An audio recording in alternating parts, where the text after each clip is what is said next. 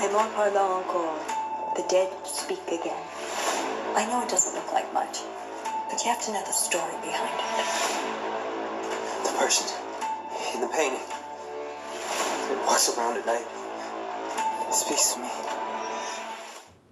Hello everybody, it's Aaran back from Screenstars, and I'm here once again to do another review for Geek Legion of Doom. Today I'm here to review the 2022 horror film Painted in Blood, a film that is written and directed by Aaran Mertes, and it stars Deiondre, Teagle and Deborah Seidel. Now the film focuses on a character called Malik, who is a young struggling artist. Is broke, he can't sell any of his paintings, although he wants to make a career out of being an artist. And he applies for a job at a local art gallery, who are looking for like a night security guard. They are going to be displaying a valuable painting, and they don't want to leave it alone at night, so they want a security guard to look after it. He gets the position, and the curator, Tricia, is also interested in him as an artist, and is encouraged by some of his artwork, and even agrees to have a couple of them displayed in the gallery.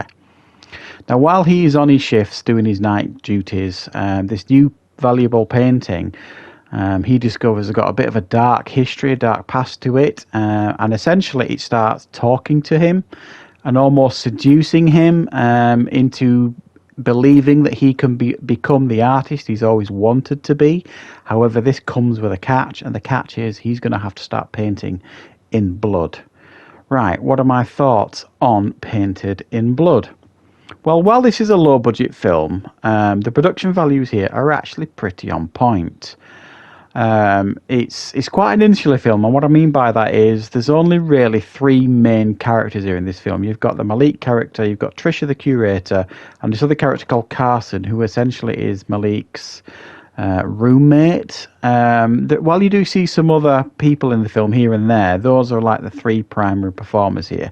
So it's quite a claustrophobic film in that sense. The only real major location here is the art gallery for the most part, and occasionally you'll see him at home doing a little bit of artwork at home, but for the most part, like I say, it's set in the gallery. But I actually think it works for the film, the way it's made and what have you, because it's smart in a sense that it's on pretty much a shoestring budget, but they've been smart in the choices and the locations. The art gallery looks the part. And they've also been smart in their choices as performers. Deiondre Teagle, and I hope I've pronounced that right, who plays Malik, actually does a very, very good job. A very good performance of a guy you can sense is struggling. He really wants to be this art, be an artist for a career. He's just not sure how to go about doing it. So you can understand to some degree his desperation and his obsession with this new painting in the gallery. When it's kind of seducing him and giving him all these promises of what he could potentially be. I also think Deborah Seidel, who plays the curator, Tricia, does a very, very good job as well. I believe they've both got good chemistry together. They both work well together.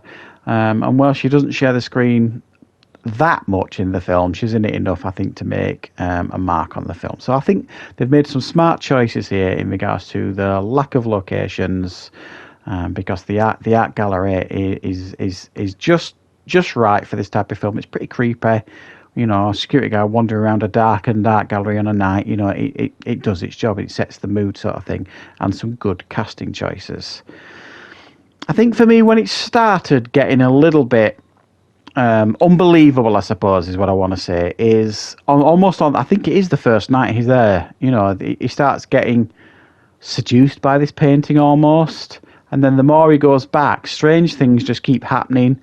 You know, he's being spoken to, and then he's finding things in his pad being doodled on there, calling him an amateur and all sorts of things.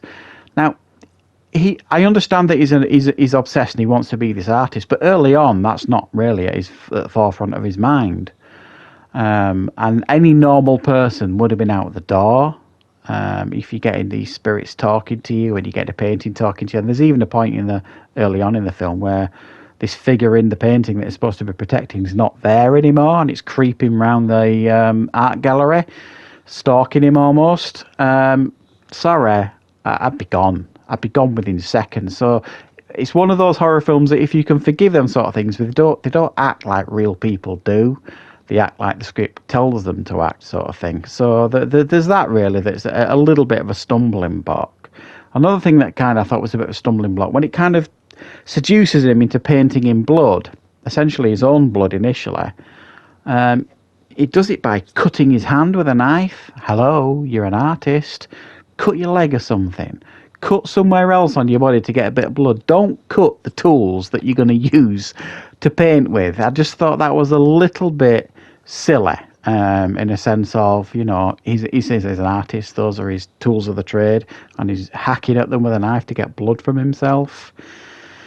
But I do think, and again, another weakness of the film is there are certain characters of the film that you just kind of get the sense of they're only there to be a victim. They're really poorly fleshed out. To be honest, most of the characters are fairly poorly fleshed out, but they're performed in such a way they still make them certainly believable. Certainly the Malik and the Trisha character anyway, but everybody else in the film kind of feels like they're there just for a plot device, really. But it's actually, it quite impressed me, this film. It held my attention throughout, and it was a pretty neat idea, I have to say. And it was executed pretty well. It's not the scariest film I've ever seen, but I thought the idea was pretty neat, and the effects for this figure that lived in the painting I thought were pretty effective as well. So I'm actually going to be fairly generous, and I'm going to give this one a 6 out of 10. I just thought it was fairly effective, and it was nicely performed, and I thought it was a good idea.